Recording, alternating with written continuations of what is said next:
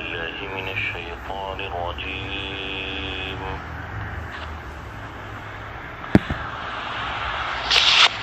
بسم الله الرحمن الرحيم.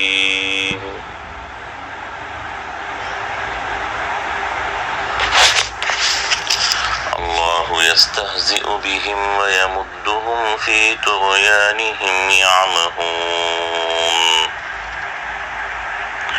أولئك الذين اشتروا الضلالة بالهدى فما ربحت تجارتهم وما كانوا مهتدين.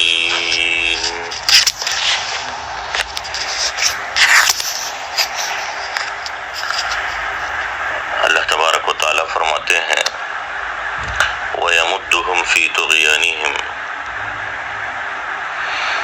اور اللہ تبارک و تعالیٰ ان منافقین کو ان کی سرکشی میں اور آگے بڑھاتے ہیں اور ان کو بڑھاوا دیتے ہیں، ان کی سرکشی میں اور اضافہ کرتے ہیں اس حال میں کہ یعمہون، وہ حیرانی اور سرگردانی کا شکار ہیں۔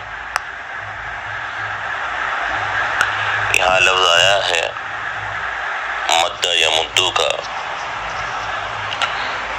مد یمدو مدن و امد یمد امدادن، یہ دونوں ابواب سے لفظ استعمال ہوتا ہے۔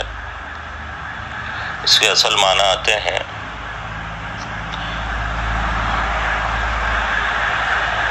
کسی لشکر کو تقویت پہنچانا، مد الجیش، ساز و سامان کے ذریعے، لشکریوں کے ذریعے، تعداد کے ذریعے۔ بعد میں ایک لشکر جا چکا، پیچھے سے بعد میں اس میں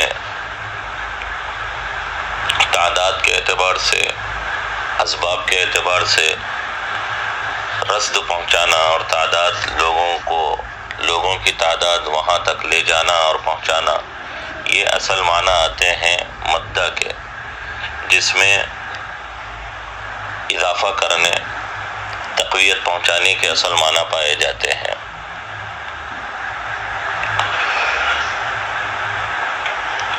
دونوں ابواب سے یہی معنی استعمال ہوتا ہے، مدہ و امدہ۔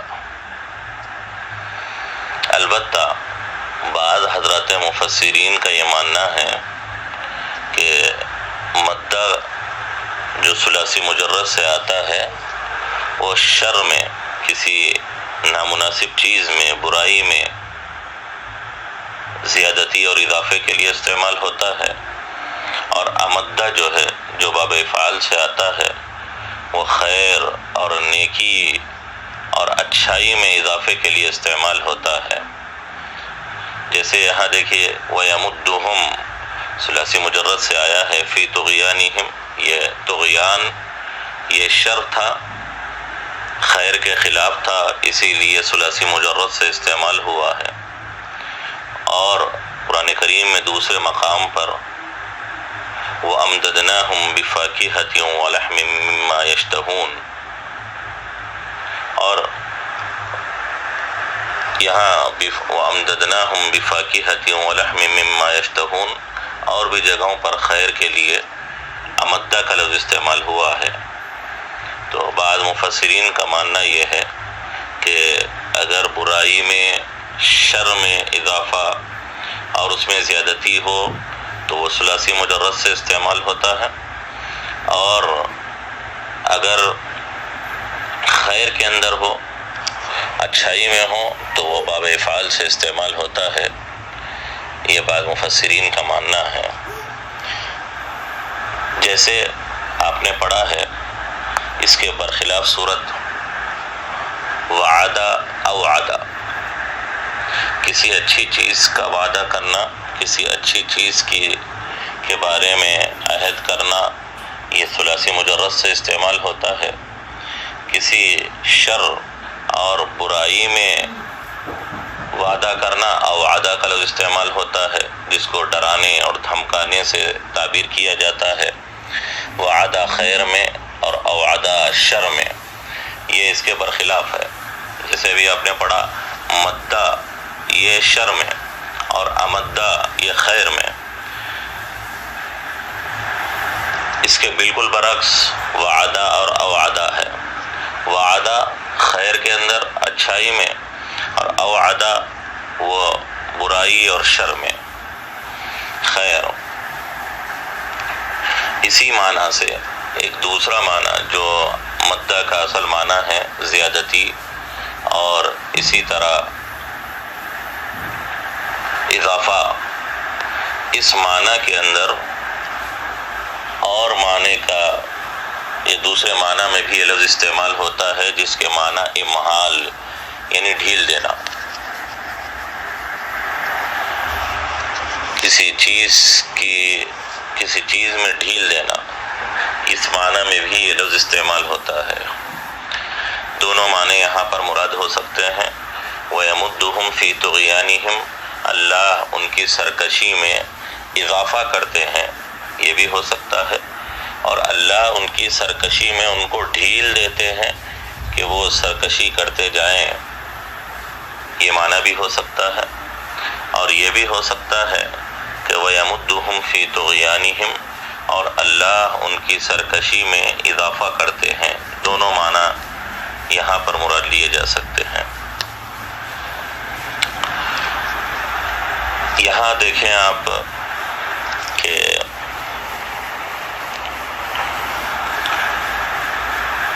اللہ تبارک و تعالیٰ کی جانب نسبت آئی ہے، یمد، اللہ اضافہ کرتے ہیں، سرکشی میں اضافہ اللہ فرما رہے ہیں۔ یہ بات کہ اللہ تبارک و تعالیٰ ہی نے بندوں کو پیدا کیا اور اللہ ہی نے لوگوں کو نیکی کی طرف آنے کی ترغیب دی، اور برائی پر اللہ تبارک و تعالیٰ ہی بندوں کی پکڑ فرماتے ہیں، پھر یہاں پر یہ بات آ رہی ہے کہ اللہ ہی طغیانی اور سرکشی میں اضافہ فرماتے ہیں۔ جب اللہ طغیانی اور سرکشی میں اور حد سے تجاوز کرنے میں اللہ اضافہ فرما رہے ہیں اور اللہ اس میں زیادتی کر رہے ہیں، تو پھر پکڑ کیسے کریں گے اللہ تبارک و تعالیٰ پوچھیں گے کیوں بندوں سے، اور بندوں کی سرزنش کیوں کریں گے اللہ تبارک و تعالیٰ؟ یہ ایک ایسی بات ہے جو بظاہر عقلوں میں آنے والی نہیں ہے۔ اسی لیے معتزلہ نے ایسی جگہوں پر اور اس طرح کے تمام مقامات پر جہاں پر اس طرح کی نسبتیں اللہ تبارک و تعالیٰ کی طرف آئی ہیں، اس کا انکار کر دیا ہے، اور یہ کہا ہے معتزلہ نے کہ یہاں پر مد کی نسبت اللہ کی جانب مجازی ہے، حقیقی نہیں ہے۔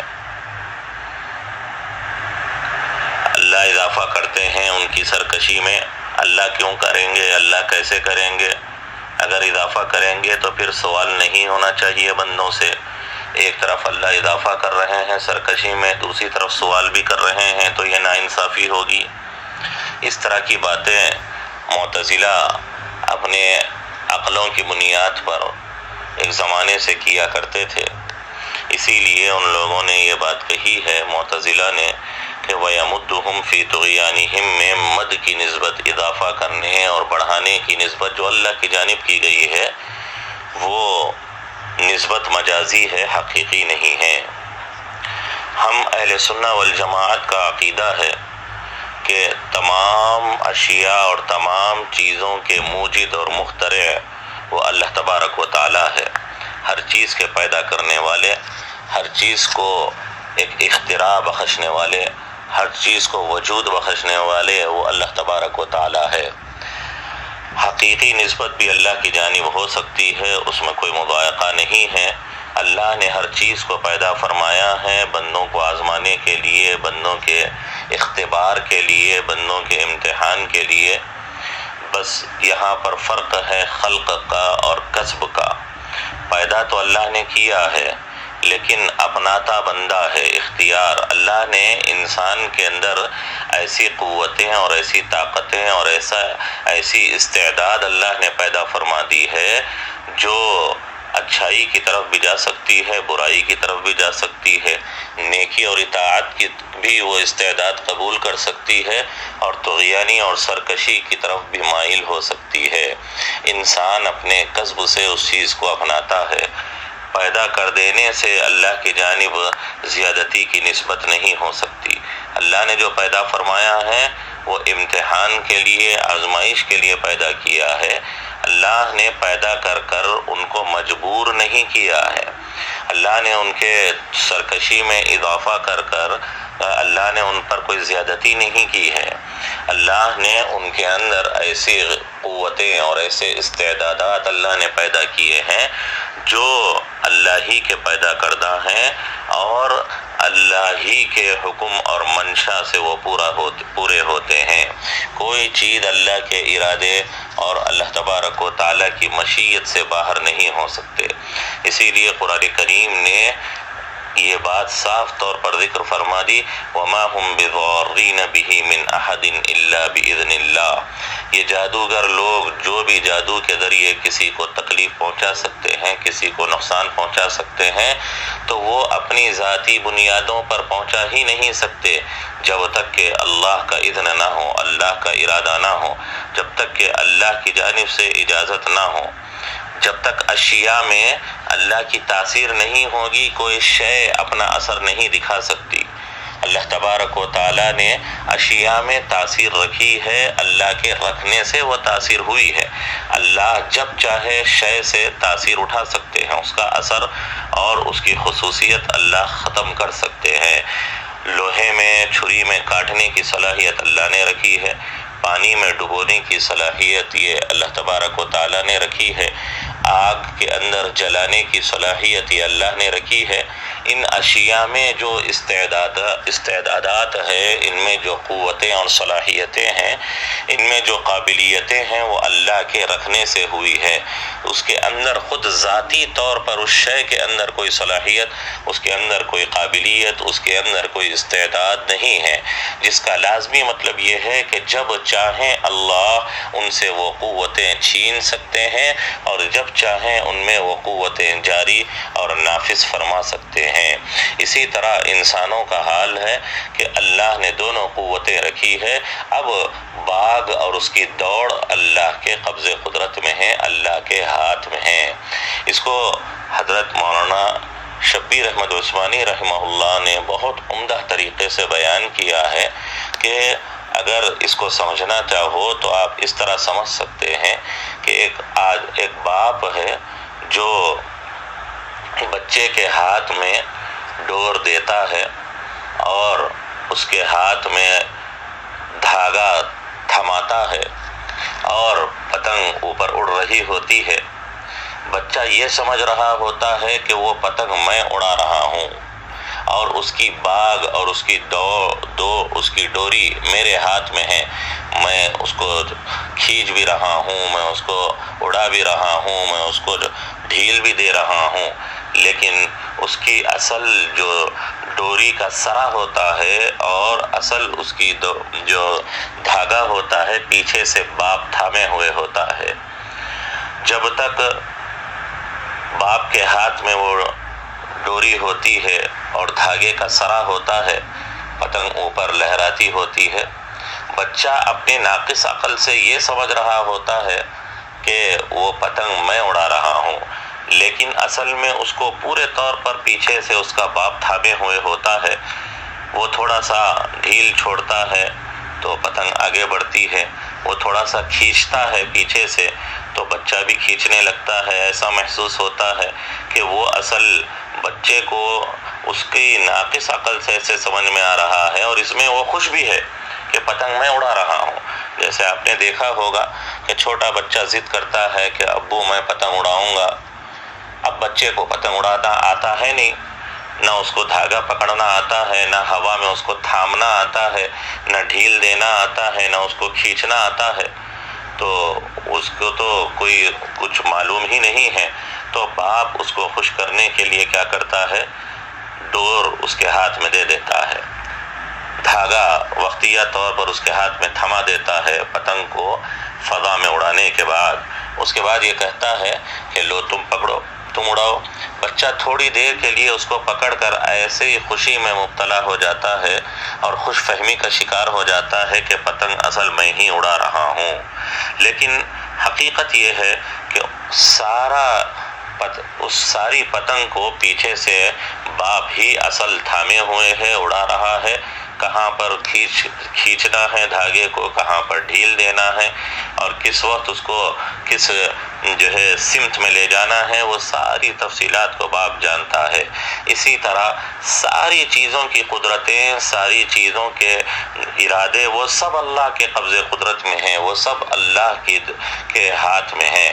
بندہ تھوڑے سے ملے ہوئے اختیار پر ایسے خوش ہے کہ ہر چیز میں کر سکتا ہوں اور ہر چیز میں تھام سکتا ہوں، لیکن اصل باغ، اصل ڈور وہ اللہ کے ہاتھ میں ہے، اصل قدرتیں، اصل ارادے اللہ کے قبضے میں ہیں۔ جب چاہے اللہ کھینچ لے، جب چاہے اللہ چھوڑ دے، جب چاہے اللہ بندے کو ہدایت کی طرف لے جائے، جب چاہے اللہ اس کو گمراہی کی طرف لے جائے۔ یہ ہدایت و گمراہی اللہ کے قبضے قدرت میں ہے۔ اللہ یضل بہ من یشاء ویہدی بہ من یشاء، اللہ جس کو چاہے ہدایت دے دے، جس کو چاہے اللہ گمراہ کر دے، ہدایت سے ہٹا دے۔ یہ اللہ کی مصلحت پر اور اللہ تبارک و تعالیٰ کے ارادے اور مشیت پر موقوف ہے۔ ہاں اتنی بات ضرور ہے، اعطا کل شیء خلقہ، ہر چیز کو، ہر مخلوق کو اللہ نے اس کے مناسب جو ضروری چیزیں تھی وہ اللہ نے دے دی ہے۔ بندے کو پیدا کرنے کے بعد اس کی ہدایت کے لیے، ہدایت کی طرف جانے کا جو سامان کیا جانا چاہیے، اللہ نے اس کو وہ سامان عطا فرما دیا ہے۔ اللہ نے فطرت سلیمہ انسان کو عطا فرما دی ہے۔ کل مولود یولد علی الفطرہ، انسان ہر پیدا ہونے والا بچہ فطرت انسانی پر پیدا ہوتا ہے۔ اس کے اندر اللہ کو پہچاننے، اللہ کی وحدانیت کو پہچاننے کی ذاتی اور قدرتی صلاحیت اس کے اندر موجود ہوتی ہے۔ انسان اپنے ہاتھوں سے، انسان اپنے ماحول سے، انسان اپنی سرکشی سے، انسان اپنی باقی دیگر چیزوں سے اس قدرتی صلاحیت کو ضائع کر لیتا ہے، لیکن در حقیقت بات یہ ہے کہ اللہ نے ہر چیز کو پیدا کیا، ہر چیز کو پیدا کرنے کے بعد اس کے مناسب جو چیزیں ہیں، جو قابلیتیں، جو صلاحیتیں، جو استعدادات تھی، وہ اللہ نے ان کو مرحمت فرمائی۔ پھر اسی اعتبار سے اللہ نے ان کے لیے راستے بھی اللہ نے بتا دیے۔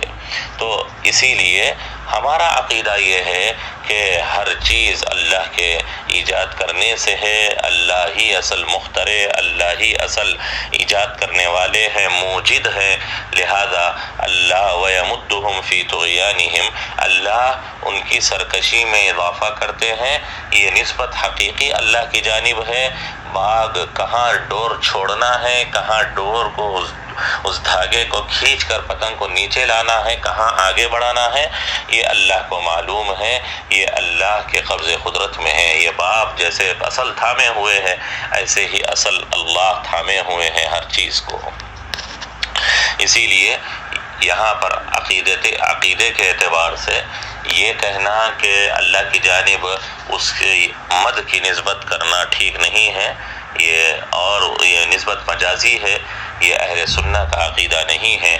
اور ہمارا عقیدہ جو ہے وہ یہ بھی ہے کہ بندہ کسب کرتا ہے، پیدا تو اللہ نے فرما دیا ہے اور ہر چیز کی قدرت اللہ کے ہاتھ میں ہے، لیکن اللہ تبارک و تعالیٰ ایسی زیادتی کرنے والے بھی نہیں ہیں کہ بندوں کو زبردستی اللہ سزا دے اور خامخواہ کہ اللہ تبارک و تعالیٰ ان کی گرفت کرے اور اللہ تبارک و تعالیٰ ان کو زبردستی بغیر ان کی زیادتی کے، بغیر ان کے کچھ کیے اللہ ان کو جہنم کی سزا دے۔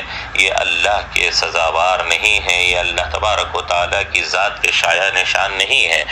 اللہ نے قرآن کریم میں صاف فرما دیا وَمَا رَبُّكَ بِظَلَّامٍ لِلْعَبِيدِ، آپ کا رب بندوں پر کچھ بھی زیادتی کرنے والا نہیں ہے۔ اور ایک جگہ پر اللہ نے فرمایا وَمَا ظَلَمْنَاهُمْ، ہم نے کوئی بندوں کے ساتھ زیادتی نہیں کی، وَلَكِنْ كَانُوا أَنفُسَهُمْ يَظْلِمُونَ، بعض جگہ فرمایا وَلَكِنْ ظَلَمُوا أَنفُسَهُمْ، بندوں نے اپنے آپ پر زیادتی کی۔ وہ زیادتی کیسے کی؟ اللہ تبارک و تعالیٰ نے ان کو جو قوتیں، جو استعدادات دیے تھے، اور اللہ نے ان کو قوت فیصلہ دیا تھا، اللہ نے ان کو اختیار دیا تھا، اس اختیار سے اور اللہ کی دی ہوئی قابلیت اور استعداد کو غلط طریقے پر استعمال ان لوگوں نے کیا۔ اسی لیے آپ دیکھیں گے کہ طغیان کی نسبت یہاں پر اللہ نے ان لوگوں کی طرف کی ہے، فی طغیانہم، ان کی سرکشی کی نسبت اللہ نے ان کی جانب کی ہے۔ یہی ہمارا عقیدہ ہے کہ یمدہم میں مد کی نسبت اللہ کی جانب ہے، اور طغیانہم میں سرکشی کی نسبت، حد سے تجاوز کرنے کی نسبت ان بندوں کی طرف کی گئی ہے۔ یہی ہمارا عقیدہ ہے کہ خلق اللہ نے کیا ہے، استعدادات اور قوتیں، صلاحیتیں، ماحول اللہ نے پیدا فرمایا ہے۔ اب بندہ اس ملے ہوئے اختیار کو غلط طریقے پر اپناتا ہے، اسی کو کسب کہا جاتا ہے، اسی لیے طغیان کی نسبت بندوں کی طرف کی گئی ہے۔ یہی ہمارا نقطۂ اعتدال ہے عقیدے کے باب میں، کہ انسان بالکل مجبور نہیں ہے پتھر کی طرح، جمادات کی طرح، اور بالکل مختار کل بھی نہیں ہے، بلکہ درمیان میں ہے۔ یہ دونوں اس آیت کے اندر دونوں باتیں آ چکی ہے کہ اصل حقیقی اختیار، حقیقی ساری چیزوں کی قدرت، ہر چیز کی ایجاد، ہر چیز کا اختراع وہ اللہ کے جانب ہے، وہ اللہ کی طرف سے ہے۔ اس کو بتا دیا یمدہم سے، مد کی نسبت اللہ کی جانب کر، اور ایسا نہیں ہے کہ اللہ تبارک و تعالیٰ ایسے کر بندوں پر زیادتی کرنے والے ہیں اور بندوں کو کچھ بھی اختیار نہیں ہے، اور بندوں کے ہاتھ میں کچھ بھی ان کو اپنا ذاتی اختیار نہ ملا ہو، ایسا بھی نہیں ہے۔ بالکلیہ طور پر زیادتی ہو، بالکلیہ طور پر ناانصافی ہو، بالکلیہ طور پر ظلم ہو، ایسا نہیں ہے، بلکہ اللہ نے طغیانہم میں نسبت ہم کی ان کی جانب کر بات بتا دی کہ سرکشی میں ان کا کچھ نہ کچھ دخل ہے، سزا دیے جانے میں ان کی قابلیتوں کے، صلاحیتوں کے غلط استعمال کا ضرور دخل ہے۔ اسی لیے یہ دو آیتیں، یمدہم میں مد کی نسبت اللہ کی جانب ہے، طغیانہم میں ہم کی نسبت بندوں کی طرف کی گئی ہے۔ یہی ہمارا عقیدہ ہے کہ خالق اللہ ہے، کاسب بندہ ہے، ہر چیز کو پیدا اللہ نے کر دیا ہے، ایجاد کرنے والی ذات اللہ کی ہے، اپنانے والی ذات بندے کی ہے، اس چیز کو اختیار کرنے، اس چیز کو اپنانے، اس چیز کو اپنے اندر لینے اور سمونے والی ذات وہ بندے کی ہے۔ اسی لیے اس آیت کے اندر دونوں چیزیں اللہ تبارک و تعالیٰ نے بتا دی۔ خیر، بات دراصل یہ نکلی تھی کہ یہاں پر مد کی نسبت اللہ کی جانب کی گئی ہے، اللہ اضافہ کرتے ہیں تو اس کو یہ چیز معتزلہ کے لیے عقل کے خلاف وہ سمجھ رہے تھے، اور یہ سمجھ رہے تھے کہ ایسا کرنے سے اللہ زیادتی کرنے والے ہو جائیں گے، اسی لیے ان لوگوں نے اس کی نسبت کو مجازی قرار دیا تھا۔ ایسی بات نہیں ہے، ہاں نسبتیں مجازی بھی آئی ہے، اللہ تبارک و تعالیٰ بندوں سے کام لے لیتے ہیں، سارے بندے، ساری مخلوقات اللہ کے تابع فرمان ہیں، اللہ کے غلام ہیں، جیسے چاہے اللہ حکم دے۔ جیسے اللہ نے قرآن کریم میں یہ فرمایا ہے اللہ یتوفی الانفس حین موتها، اللہ نفسوں کو پورا لے لیتے ہیں، وفات اللہ دیتے ہیں، اور یہ بھی فرمایا کہ یتوفاکم ملک الموت، ملک الموت تمہاری وفات کرتے ہیں، تم کو لے لیتے ہیں، تمہاری نفسوں کو کھینچ لیتے ہیں۔ تو دونوں طرح کی نسبتیں آئی ہے، حقیقی نسبت بھی آئی ہے اور مجازی نسبت بھی آئی ہے۔ یہ بھی فرمایا ہے کہ اللہ آسمان سے بارش برساتے ہیں اور زمین سے پھلواریاں اگاتے ہیں، اور یہ بھی بات آئی ہے کہ بارش پھلواریاں اگاتی ہے۔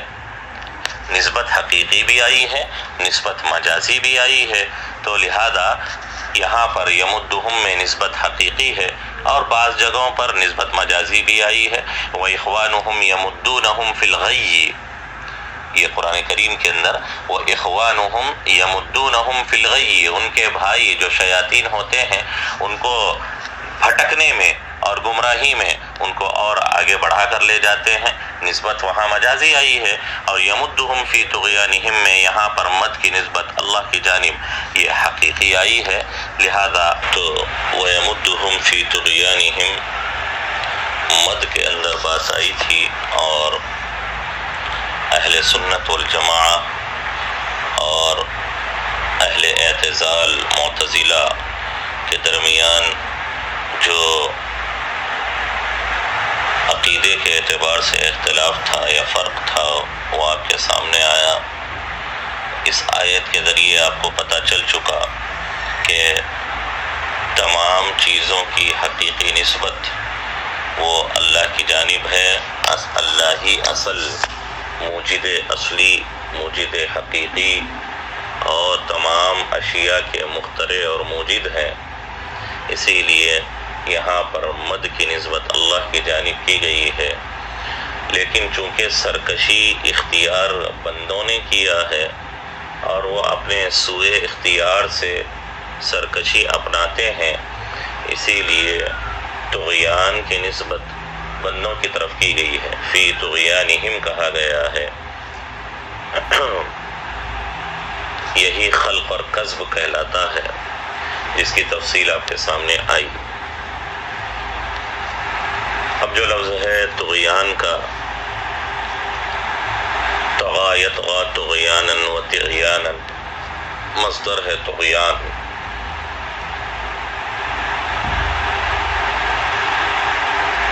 کسی بھی چیز میں حد سے آگے بڑھ جانے، حد کو پھلان دینے، تجاوز الحد، اس کے لیے طغا کا لفظ استعمال ہوتا ہے.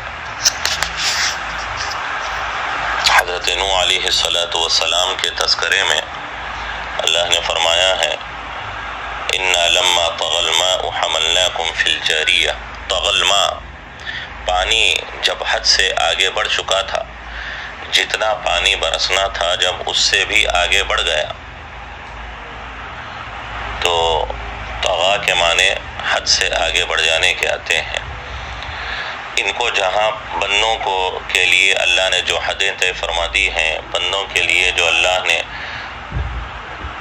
رکنے کے مواقف طے فرما دیے ہیں کہ بس یہاں تک تم کو جانا ہے، اس سے آگے نہیں جا سکتے، یہ تمہاری آزادی کی حد ہے، یہ تمہارے اختیارات کی حد ہے، یہ تمہارے فکروں اور سوچ کی یہ حد ہے، یہ تمہارے زندگی گزارنے کی حدیں ہیں.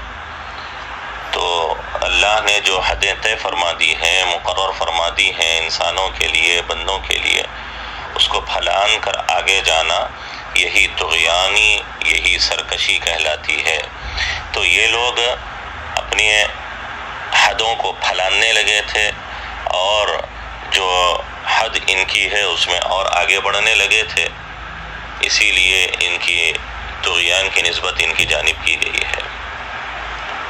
تو اللہ نے فرمایا یمدہم فی طغیانہم، اللہ ان کی سرکشی میں اضافہ فرماتے ہیں تاکہ یہ لوگ جو نفاق پر نفاق کرتے جا رہے ہیں، ایمان والوں پر ہنستے چلے جا رہے ہیں، اور ایمان والوں کو نعوذ باللہ والسفہاء اور بے وقوف کہتے چلے جا رہے ہیں، یہ اور ان اپنی سرکشی میں اور گناہ میں آگے بڑھیں تاکہ اللہ تبارک و تعالی ان کو سزا بھی مزید اضافہ کر دے. جتنا ان کی سرکشی بڑھے گی، اتنا ہی ان کے عذاب کی مقدار بڑھتی رہے گی اور ان کی سزا کی کیفیت بڑھتی رہے گی. اسی لیے اللہ نے فرمایا ہے کہ یہ جب اپنے ہاتھوں سے اپنے اختیار کو ان لوگوں نے غلط استعمال کر لیا اور برائی میں یہ آگے بڑھتے چلے گئے، تو اللہ نے بھی اور ان کو ڈھیل دی، اور اللہ نے اور ان کے ڈھیل میں اضافہ فرمایا تاکہ ان کو جب پکڑ کرنے کی اور ان کو گرفت کرنے کی اور سزا دینے کی باری آئے تو چھوٹے موٹے سزا سے یہ سبکدوش نہ ہو جائیں، چھوٹی موٹی سزا پا کر یہ آزاد نہ ہو جائیں، ان کی سزا بھی بڑی بھاری ہوگی. یعمہون، یہ سرکشی میں جو اللہ نے ان کے اضافہ کیا ہے، ایسے حال میں اضافہ کیا ہے کہ یہ لوگ حیران و سرگرداں ہیں، کبھی ادھر آتے ہیں، کبھی ادھر جاتے ہیں، کبھی ایمان والوں کی طرف آتے ہیں، ان کی موافقت کرنے لگتے ہیں، اور ایمان والوں کو ترقی ہوتی ہے تو اس طرف مفاد کے لیے ادھر آنے لگتے ہیں، اور کبھی کفر اور کافروں اور یہودیوں کے پاس جانے لگتے ہیں۔ کسی ایک جانب ان کو اطمینان اور قرار نہیں ہے، وہ حیرانی و سرگردانی کا شکار ہے، ادھر جا رہے ہیں، ادھر جا رہے ہیں، کبھی ادھر ہے، کبھی ادھر ہے۔ یہ ان کے ساتھ اللہ نے لگا دیا ہے دنیا کے اندر منافقین کے ساتھ، کہ ان کو اطمینان کی کیفیت نہیں ہو سکتی۔ آگے بھی اللہ نے اس کا تمثیلات میں ذکر کیا ہے کہ وہ بجلی کی کڑک سے پریشان ہو جاتے ہیں، ادھر جاتے ہیں، ادھر جاتے ہیں، ان کو بھی مطمئن کرنا ہوتا ہے، ان کو بھی مطمئن کرنا ہوتا ہے، اور دونوں طرف ادھر ادھر بھاگ دوڑ میں، اسی کشمکش میں، اسی حیرانی و سرگردانی میں یہ لوگ جو ہے پوری زندگی گزارتے ہیں۔ زندگی میں جو اطمینان والی کیفیت ہونی چاہیے، جو طمانینت والی کیفیت ہونی چاہیے، جو سکینت والی کیفیت ہونی چاہیے، وہ کیفیت دنیا کے اندر ان منافقین کو حاصل نہیں ہوتی۔ اللہ نے ان کے ساتھ یہ لگا دیا ہے، اللہ نے ان کے ساتھ حیرانی و سرگردانی ان کے پیچھے لگا دی ہے، جس میں یہ لوگ ہمیشہ تردد کا، حیرانی کا، سرگردانی کا، ادھر ادھر بھٹکتے رہنے کا سلسلہ ان کے ساتھ رہے گا، اور یہ بھٹکتے رہیں گے۔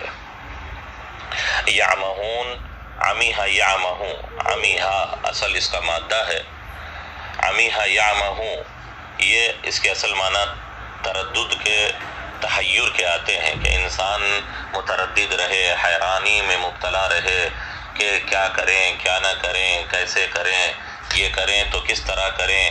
بس انسان کو حیرانی ہے، تردد ہے، بے اطمینانی ہے، انتشار کی کیفیت ہے، اس کو عمیہا کہا جاتا ہے۔ عمومی طور پر یہ لفظ رائے میں، خیال میں، فکر میں تحیر اور تردد کے لیے استعمال ہوتا ہے۔ اسی سے ملتا جلتا ایک لفظ ہے عمیہ، یہ ہے اصل عمیہا، اور دوسرا اس سے ملتا جلتا لفظ ہے عمیہ۔ نگاہ میں تردد ہو، تحیر ہو، دیکھنے میں انسان کو کچھ یقینی صورتحال دیکھنے والی اس کو حاصل نہ ہو، جس کو ہم عمیہ کہتے ہیں، کہ آنکھوں میں انسان کے چندیاپن آ جائے، انسان دیکھ نہ سکے، نابینا ہو جائے، تو اس کے لیے عمیہ کا لفظ استعمال ہوتا ہے۔ اور یہ عمیہ کا لفظ رائے میں، فکر میں تردد اور تحیر کے لیے بھی استعمال ہوتا ہے۔ دونوں قریب قریب ملتے جلتے لفظ ہے، عمیہا اور عمیہ، لیکن عمیہا کا لفظ صرف رائے، فکر اور خیال اور نظریے میں تردد اور تحیر کے لیے استعمال ہوتا ہے، اور عمیہ دونوں میں استعمال ہوتا ہے، نظر اور بینائی میں بھی، اور رائے، فکر اور خیال میں بھی تحیر اور تردد کے لیے استعمال ہوتا ہے۔ گویا عمیہ یہ زیادہ عام ہے بمقابلے عمیہا کے۔ یہی اصل معنی عمیہا کے کیے گئے ہیں۔ یعمہون، یہ لوگ تردد اور تحیر کا شکار ہیں۔ بعض حضرات مفسرین نے، خاص طور پر علامہ ابن قتیبہ دینوری رحمۃ اللہ علیہ نے ایک خاص بات یہ ذکر کی ہے کہ عمیہا کے معنی یہ ہے کہ انسان اپنا سر جھکا دے، سر نیچے ڈال دے، سامنے سے کیا چیز آ رہی ہے وہ نہ دیکھے، یہ عمیہا کا اصل معنی آتا ہے۔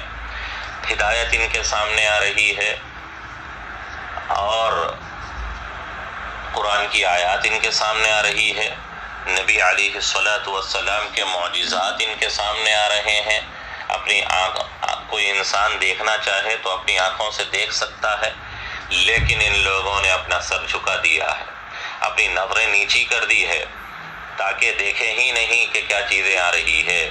یہ ان کا حال ہے، گویا یہ ان کی بات ہے کہ منافقین نبی پاک صلی اللہ علیہ وسلم کے اوپر وحی کے اترتے ہوئے کو بھی دیکھ رہے ہیں، پر معجزات کے ظہور کو بھی دیکھ رہے ہیں، اسلام کی تیز تر ترقی کو بھی دیکھ رہے ہیں، فتوحات کو بھی دیکھ رہے ہیں، مسلمانوں کی ترقی اور خوشحالی کو بھی دیکھ رہے ہیں، لیکن اس کے باوجود وہ اپنی نگاہوں کو نیچے رکھے ہوئے ہیں تاکہ سامنے سے کیا چیز آ رہی ہے وہ نہ دیکھیں، بس اپنے کفر کے اوپر جمے رہیں، اپنے اعتقاد باطل پر اور اپنے خیال فاسد پر رکے رہیں، اسی پر جمے رہیں تاکہ دوسری چیز دکھائی نہ دے، تاکہ دوسری چیز کو دیکھے ہی نہ۔ یہ ان کی صورتحال ہے۔ گویا عمیہا کا یہ معنی بھی ان کے اوپر فٹ ہوگا، جیسا کہ بعض مفسرین نے عمیہا کی یہ تفسیر بھی کی ہے کہ انسان اپنا سر، اپنی نظر نیچے ڈال دے جس کے نتیجے میں اس کو سامنے والی چیز نظر نہ آئے۔ تو یہ معنی بھی یہاں پر ہو سکتا ہے کہ یہ لوگ اپنے کفر پر جمے ہوئے ہیں، وہ ایمان اور اسلام اور اس کی حقیقت کو دیکھنا ہی نہیں چاہتے ہیں۔ انہوں نے اپنا ایسا مقصود بنا لیا ہے، اپنا ایسا نظریہ جما لیا ہے کہ ہم کو دیکھنا ہی نہیں ہے، ہم کو اس کی طرف جانا ہی نہیں ہے، بس ہم اپنے کفر کے اوپر جمے ہوئے ہیں۔ خیر، اللہ فرماتے ہیں وَيَمُدُّهُمْ فِي طُغْيَانِهِمْ يَعْمَهُونَ۔ اس کے بعد آگے آیت آ رہی ہے أُولَئِكَ الَّذِينَ اشْتَرَوُا الضَّلَالَةَ بِالْهُدَى، وہ ایسے لوگ ہیں، اولئکا کا اشارہ ان منافقین کی طرف ہے جن کا ذکر ما قبل سے چلتا چلا آ رہا ہے، وَمِنَ النَّاسِ مَن يَقُولُ کہہ کر، جو ان کے اوصاف اور ان کے جو ہے صفات اور ان کی خرابیاں، جو کچھ جس کا ذکر اوپر سے چلتا چلا آ رہا ہے، کئی ان کے بارے میں تذکرے آ چکے ہیں، لہذا ان کا ذکر ہوتے ہوتے تھوڑا سا بعد آ چکا ہے، اسی لیے اولئکا کا لفظ جو اس میں اشارہ بعید کے لیے لایا جاتا ہے، ان کے لیے یہی لفظ اس میں اشارہ لایا گیا ہے، اس لیے کہ کئی سارے ان کے صفات ذمیمہ اوپر سے ذکر کیے، ان کے صفات ذمیمہ کا تذکرہ اوپر سے چلتا چلا آ رہا ہے، اسی لیے اس میں اشارہ بعید لایا گیا ہے۔ اور اس اعتبار سے بھی اولئکا اس میں اشارہ بعید لایا گیا ہے کہ معنوی اعتبار سے بھی بدحالی میں اور شر میں یہ لوگ اپنے انتہا کو اور بہت دور پہنچ چکے ہیں۔ لفظی اعتبار سے تذکرہ ان کا اوپر سے چلتا چلا آ رہا ہے اور کئی تذکرے ان کے آ چکے ہیں، کئی ان کے صفات ذمیمہ آ چکے ہیں، اوصاف قبیحہ آ چکے ہیں، اسی لیے ان کے لیے اس میں اشارہ بعید لایا گیا۔ اور دوسرے معنوی اعتبار سے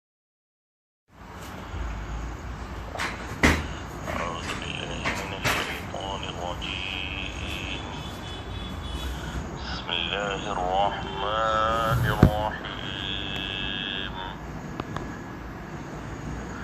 وَإِذَا لَقُوا الَّذِينَ آمَنُوا قَالُوا آمَنَّا وَإِذَا خَلَوْا إِلَى شَيَاطِينِهِمْ قَالُوا إِنَّا مَعَكُمْ إِنَّمَا نَحْنُ مُسْتَهْزِئُونَ اللہ یستہزئ بہم ویمدہم فی طغیانہم یعمہون۔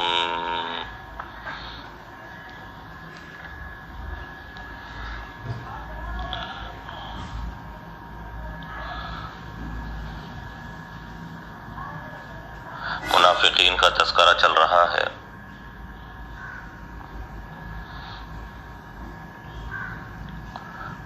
اللہ تبارک و تعالیٰ فرماتے ہیں وَإِذَا لَقُوا الَّذِينَ آمَنُوا،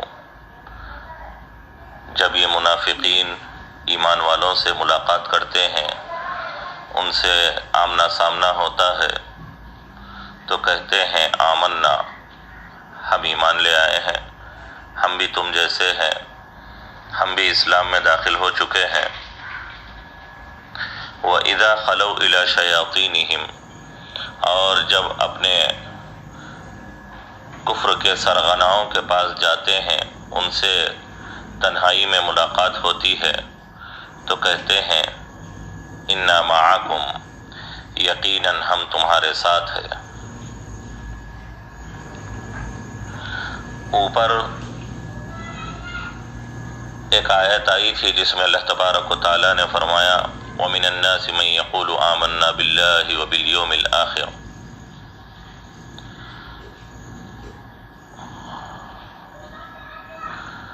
ماقبل میں منافقین کا تذکرہ تھا، اور ان لوگوں نے دل کے اندر جو کفر چھپا کر ظاہری طور پر جو ایمان ظاہر کر رہے تھے، وہ بات اوپر اللہ تبارک و تعالیٰ نے ذکر فرمائی، اور یہاں پر اس کی کیا شکل و صورت ہے اور کس طرح سے وہ دھوکہ دیتے ہیں، طریقہ کار کیا ہے ان کے دھوکہ دینے کا، اس کو یہاں پر ذکر کیا جا رہا ہے۔ دو آیتوں میں کوئی تکرار نہیں ہے، بظاہر ایسا محسوس ہوتا ہے کہ وَمِنَ النَّاسِ مَن يَقُولُ آمَنَّا بِاللَّهِ اور وَإِذَا لَقُوا الَّذِينَ آمَنُوا قَالُوا آمَنَّا، ان دونوں میں بظاہر سا یکسانیت نظر آ رہی ہے، گویا ایک ہی بات کو مکرر ذکر کیا جا رہا ہے، ایک ہی بات کی تکرار آ رہی ہے۔ مفسرین فرماتے ہیں کہ ایسا نہیں ہے، اوپر صرف ان کے نفاق کا اظہار تھا اور ان کے دل میں کچھ اور ہونے اور ظاہری طور پر کچھ اور چیز کو ظاہر کرنے کا بیان تھا۔ اب یہاں پر وہ کس طرح دھوکہ دیتے ہیں، اس کا انداز کیا ہے، اس کا طریقہ کار کیا ہے، کس انداز سے وہ لوگوں کو دھوکہ دیتے ہیں، مسلمانوں کے ساتھ ان کا کیا حال اور کیفیت، کیا معاملہ ہوتا ہے، اور اپنے لوگوں کے ساتھ ان کی کیا صورتحال ہوتی ہے، اس کو اللہ تبارک و تعالیٰ نے یہاں بیان کیا ہے۔ گویا آپ یوں کہہ سکتے ہیں کہ اوپر مجملاً ایک بات آئی تھی، وہ صرف یہ کہہ دیتے تھے کہ آمنا، ہم ایمان لے آئے ہیں، لیکن کن کے سامنے کیا کہتے تھے اور کس کے سامنے کیا بات ہوتی تھی، اس کی تفصیل، اس کی مزید واضح صورتحال کو اللہ نے یہاں ذکر فرمایا ہے۔ لقی یلقا لقاءً، ملاقات کرنا، کسی سے آمنا سامنا ہونا۔ جب وَإِذَا لَقُوا الَّذِينَ آمَنُوا، اور جب وہ ایمان والوں سے ملاقات کرتے ہیں، ان سے آمنا سامنا ہوتا ہے، ان سے واسطہ پڑتا ہے، تو کیا کہتے ہیں؟ آمنا، ہم ایمان لے آئے ہیں، ہم بھی تم جیسے ہی ہے۔ وَإِذَا خَلَوْا إِلَى شَيَاطِينِهِمْ، اور جب وہ تنہائی میں ملاقات کرتے ہیں اور تنہائی میں ملتے ہیں، إِلَى شَيَاطِينِهِمْ، اپنے شیطانوں سے، اپنے کفر کے سرغناؤں سے، خلا یخلو خلاءً وخلوتاً، اس کے معنی آتے ہیں تنہائی میں کسی سے ملاقات کرنا، کسی کے ساتھ تنہا ہونا، کسی کے ساتھ تنہائی میں ملاقات کرنا، اور کسی کے پاس جانا، یہ معنی بھی اس کے استعمال ہوتے ہیں۔ یہ لفظ با کے صلے کے ساتھ بھی استعمال ہوتا ہے اور الا کے صلے کے ساتھ بھی استعمال ہوتا ہے۔ خلوت بہ اور خلوت الیہ، دونوں طرح اس کا استعمال ہوتا ہے۔ اس کے اندر گزر جانے، کسی چیز کی طرف جانے اور گزر جانے کے معنی بھی شامل ہے، اور اسی طرح کسی سے انفرادیت اور تنہائی میں لقاء اور ملنے کے معنی بھی اس لفظ کے اندر شامل ہے۔ شیاطین آپ کو معلوم ہے شیطان کی جمع ہے۔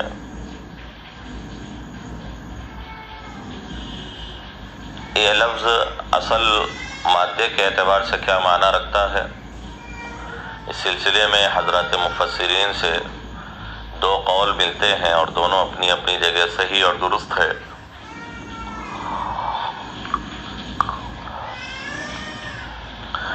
اکثر مفسرین کا رجحان یہ ہے کہ یہ لفظ شطنہ کے لفظ سے بنا ہے، اس کا اصل مادہ شین طا نون ہے، شطن یشتن،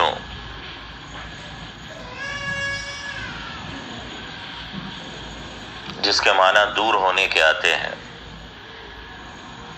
بعودا، شطنا کے معنی بعودا کے آتے ہیں. اسی سے یہ لفظ شیطان بنا ہے فعال کے وزن پر.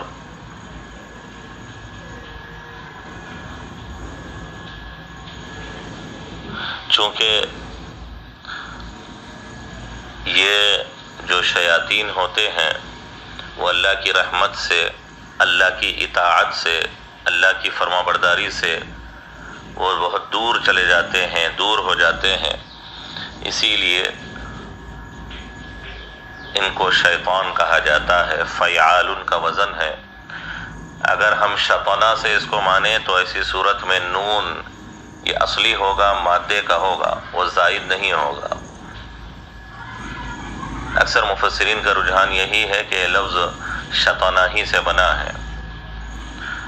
حضرت ابن عباس رضی اللہ عنہما سے ایک روایت تفسیری منقول ہے جس میں حضرت ابن عباس رضی اللہ عنہما نے بات بتائی کہ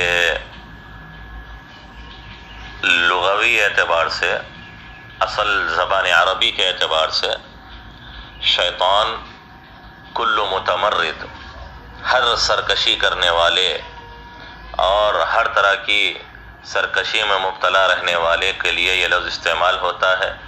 چاہے وہ جنات میں سے ہو، چاہے وہ انسانوں میں سے ہو، چاہے وہ چوپایوں میں سے کیوں نہ ہو. الدواب من الانس والجن والدواب کل متمرد، ہر سرکشی کرنے والا،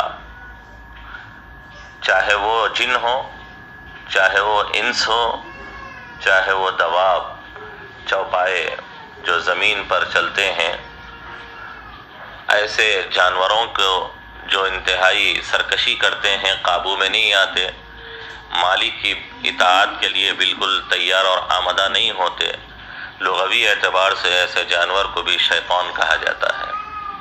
انسانوں میں جو انتہائی سرکش ہوتے ہیں، انتہائی خبیث النفس ہوتے ہیں اور ہر وقت شر کا ارادہ رکھتے ہیں، ایسے انسانوں کے لیے بھی شیطان کا لفظ استعمال ہوتا ہے. اور جنات میں جو انتہائی سرکش ہوتے ہیں ان کے لیے تو یہ لفظ عرف میں کثرت سے استعمال ہوتا ہے. تو اصل لغوی اعتبار سے اس کے معنی اللہ کی فرمانبرداری سے دور چلے جانے، سرکشی کرنے والا اللہ کی فرمانبرداری سے بہت دور چلا جاتا ہے، جس کے نتیجے میں اللہ کی رحمت سے بھی بہت دور ہو جاتا ہے. اسی لیے شیطان کو شیطان کہا جاتا ہے. بعض مفسرین کا ماننا یہ ہے کہ یہ لفظ شطنا سے نہیں بلکہ شاط یشیتو سے بنا ہے. شاط یشیتو شیطان، اس کے معنی ہلاک ہونے اور باطل ہونے کے آتے ہیں. یہ لفظ، اس شیطان کا لفظ شاطا سے بھی بن سکتا ہے، لیکن ایسی صورت میں نون اصلی نہیں ہوگا بلکہ نون زائد ہوگا اور فعلان کا وزن ہوگا. شیطان یہ ایسی صورت میں فعلان کا وزن ہوگا، الف نون جو ہے وہ زائد ہوں گے، نون زائدہ شمار کیا جائے گا. اگر شطنا سے اس کو مانتے ہیں تو نون اصلی ہوگا، اور شاطا سے مانتے ہیں تو ایسی صورت میں یہاں پر نون جو ہے وہ زائد ہوگا، فعلان کا وزن ہوگا. چونکہ یہ شیطان ہلاک ہونے والا اور وہ باطل ہونے والا ہے، اس معنی کر شیطان کو شیطان کہا جاتا ہے. لغوی اعتبار سے میں نے بات بتائی کہ انسانوں کے لیے بھی، جانور کے لیے بھی، جنات کے لیے بھی یہ لفظ استعمال ہوتا ہے لغت عربی کے اعتبار سے. لیکن عرف میں عموماً جنات میں جو خبیث قسم کے، متمرد اور سرکش قسم کے جنات ہوتے ہیں ان کے لیے خاص طور پر یہ لفظ استعمال کیا جاتا ہے. عرف میں کثرت سے استعمال اس کا اسی معنی میں ہوتا ہے. یعنی لغت کے اندر تو آپ کو معلوم ہو چکا، لیکن جب بول چال میں، شریعت کی زبان میں استعمال ہوتا ہے تو اولین اس کا مصداق اور سنتے ہی جس چیز کی طرف ذہن منتقل ہو کر جاتا ہے وہ شیطان کا لفظ جنات اور خبیث متمرد جنات کی طرف ہی اس کا لفظ جاتا ہے اور ذہن جاتا ہے، لیکن کبھی کبھی یہ انسانوں کے لیے بھی استعمال ہوتا ہے۔ قرآن کریم نے وہ اس معنی میں اس کا استعمال بھی کیا ہے۔ تو خیر، چاہے آپ شاطا سے مانیں چاہے شطنا سے مانیں، اس کے مادے کے اندر بہرحال اللہ کی رحمت سے دوری یا ہلاک ہونے اور باطل ہونے کے معنی اس کے اندر پائے جاتے ہیں۔ اسی شیطان کے لفظ کی جمع شیاطین ہے۔ یہاں پر خاص طور پر شیاطین سے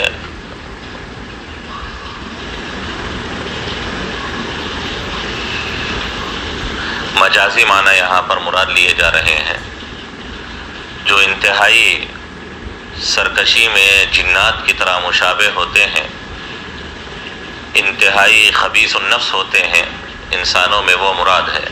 منافقین میں جو انتہائی اپنے انتہا کو پہنچے ہوئے لوگ ہیں وہ مراد ہوں گے شیاطین سے۔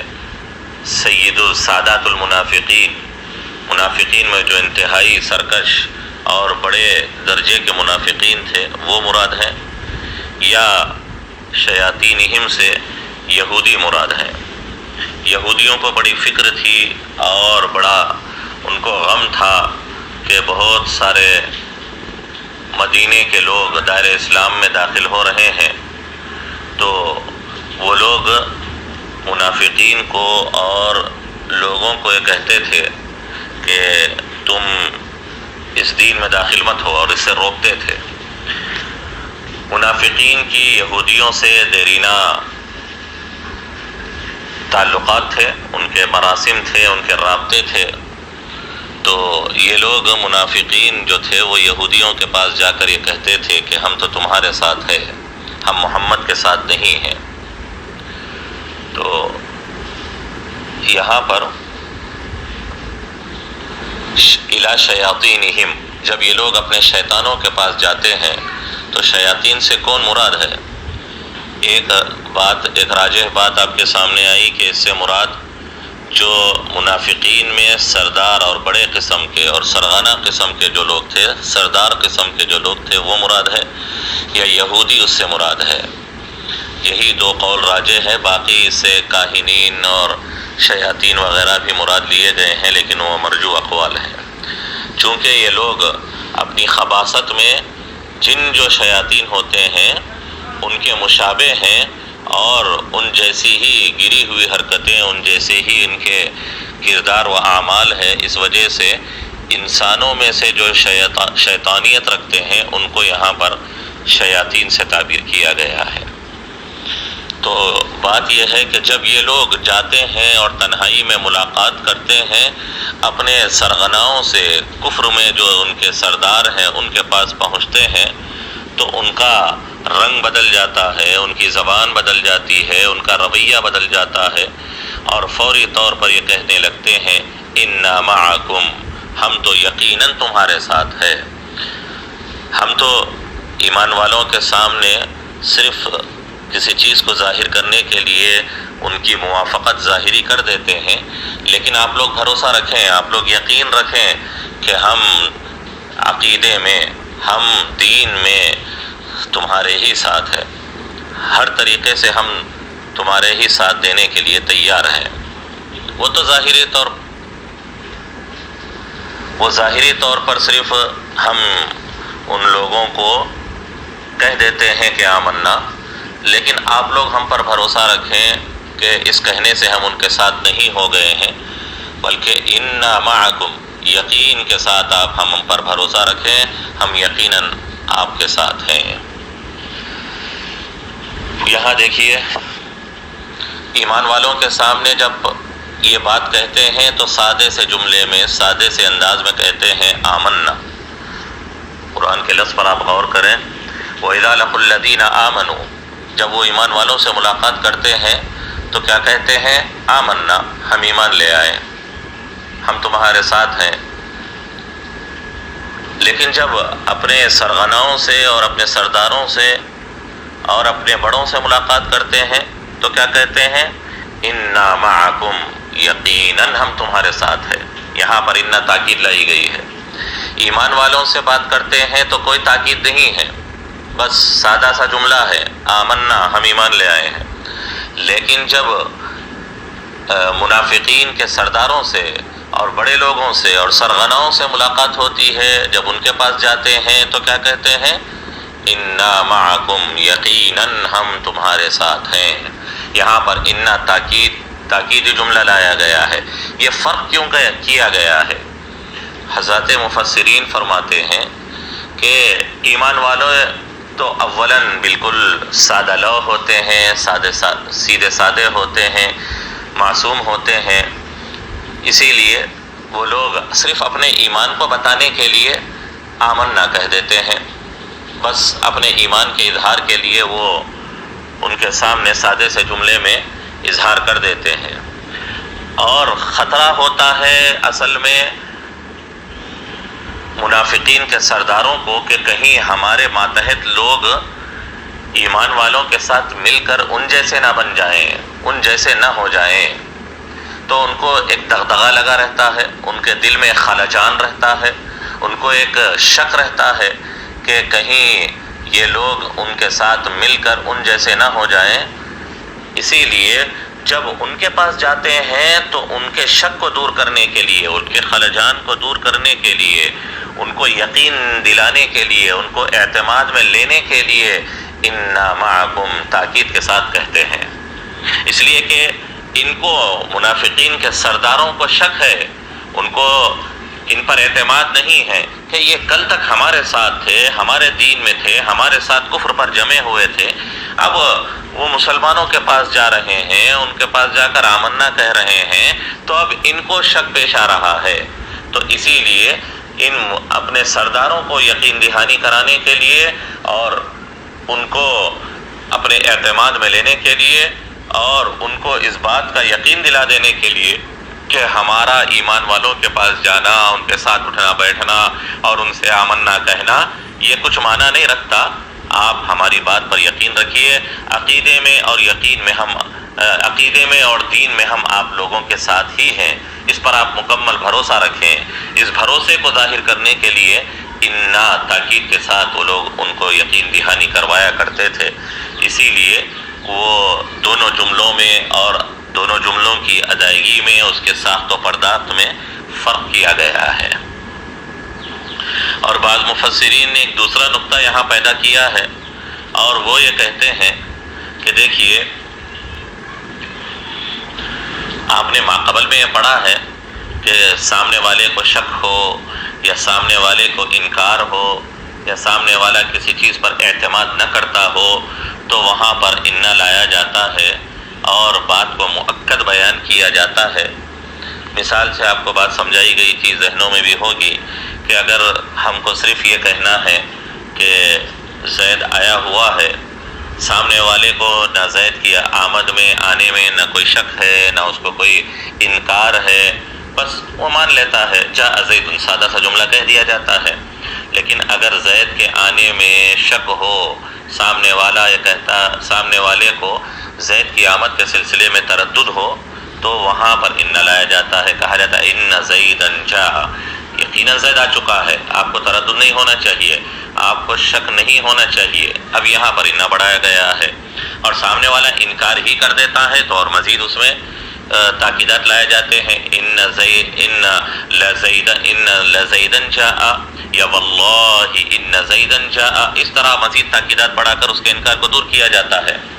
تو اب یہاں پر دیکھیں کہ ہر وقت شک کو دور کرنے کے لیے یا انکار کو دور کرنے ہی کے لیے انا یا تاکید نہیں لائی جاتی، کبھی